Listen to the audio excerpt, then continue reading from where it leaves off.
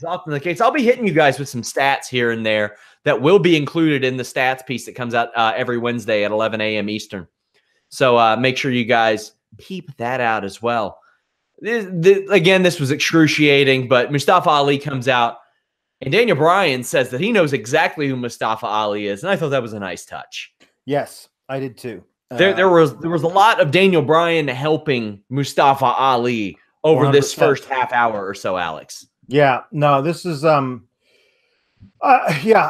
if you go back to Mustafa Ali's round 1 Cruiserweight Classic match 2.5 years ago, Daniel Bryan, fully retired at that time. He hadn't even been given the GM job at that point. Was doing color commentary, and you could tell when he was doing that match that how enamored he was of Mustafa Ali, saying, "Wow, this guy was an alternate. He's not even supposed to be in this tournament." He remarked on all of his big moves, the springboard Spanish fly, which Daniel Bryan took, the inverted 450. He actually said, "Who even thinks of that?" Like, that was the idea that Daniel Bryan, at least, he may have been, selling it, but it felt like it was Daniel Bryan honestly saying, this kid's got real potential.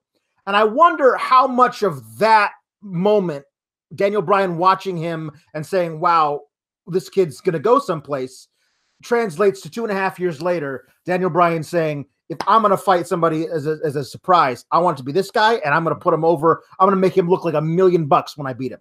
Like, it really felt that way to me. You could tell the amount of respect that Daniel Bryan had for Mustafa Ali. And if you think about where Mustafa Ali came from, wasn't even supposed to be in the Cruiserweight Classic, and now to be the real face of 205 Live and having a match against the WWE champion. That's kind of amazing.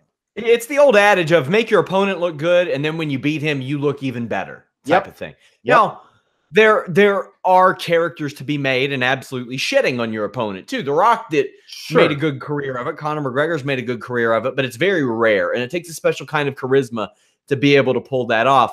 I don't know that Daniel Bryan has that. He has this type that really, really works for him.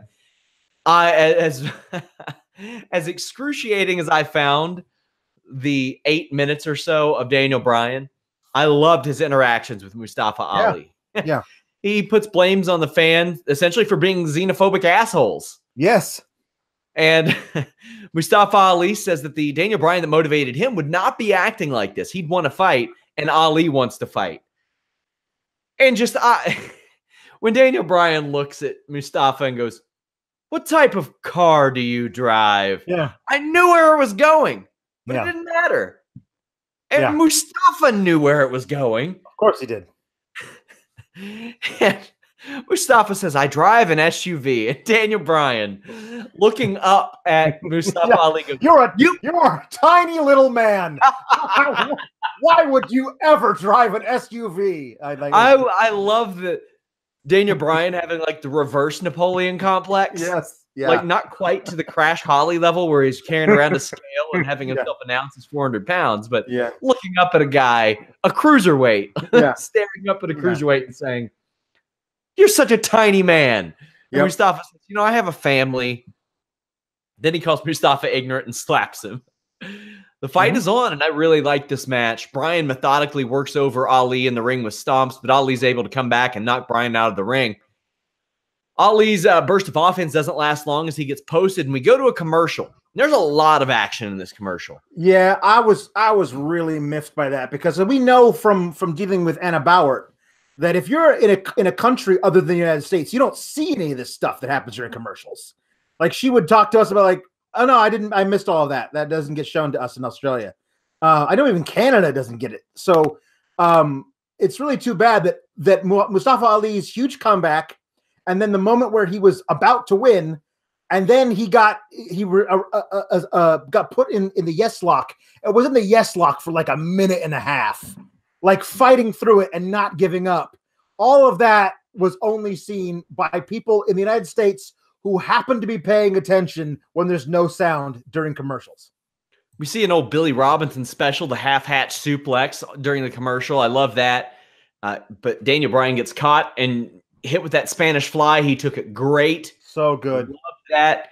And we don't usually see the yes lock applied during a commercial. So They did not work this match like it was a television match. They worked it like it was a pay-per-view match or a house show match. More a pay-per-view match than a house show match. Yes, absolutely. In my estimation. Yeah. We come back in the middle of that yes lock, and Ali gets to the ropes. Ali does this thing where he rolls out of a belly-to-back superplex and then pops up and into the ropes, which I think actually added something. Oh, it's great. In the ropes a little bit. Yep. He avoids a corner drop kick, but you could tell Daniel Bryan was going out of his way to make Ali look very strong here. Ali misses the 054, which is an inverted 450, an imploding 450. Has his leg worked over, and he's forced to tap out to the heel hook.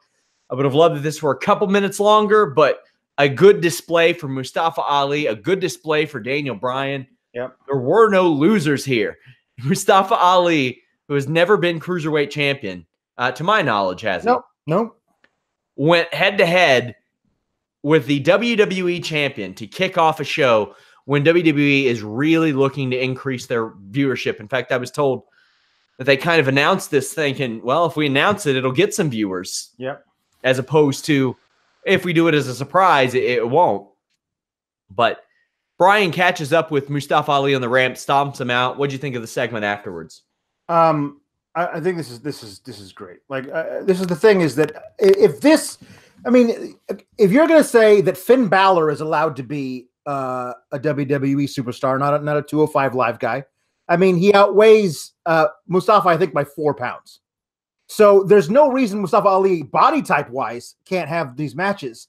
And I feel like, no slight to Finn Balor, he'd find more offense to give against the bigger dudes than just running front drop kicks and sling blades. Like, he would find other things to do as a small guy. If this is an audition for possibly him moving up and getting into the, lower tier Intercontinental US title type level, then he passed with flying colors. If this is, hey, everybody, this guy is on 205 Live, maybe you should come over and watch that.